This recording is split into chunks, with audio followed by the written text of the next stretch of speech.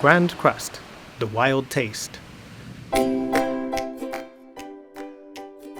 Today we're going to make shrimp and pumpkin risotto.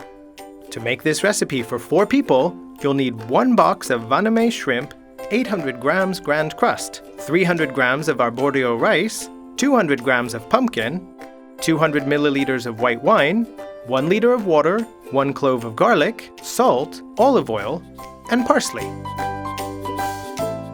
Peel the shrimp and lightly sauté the heads in a pot with a lug of oil. Next, add water and let it cook for 15 minutes. While the shrimp heads are cooking, put some oil in a pot. When it's hot, sear the shrimp tails, then set them aside. In the same pot, gently fry some finely chopped garlic. When the garlic is golden, add rice and fry. When the rice becomes translucent, add the chopped pumpkin and the wine.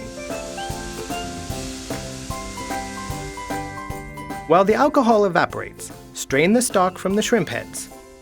Season the rice to taste and add the stock so that it's absorbed by the rice. Be sure to stir constantly so that the starch gives the risotto a creamy texture. After 18 minutes, the rice should be al dente.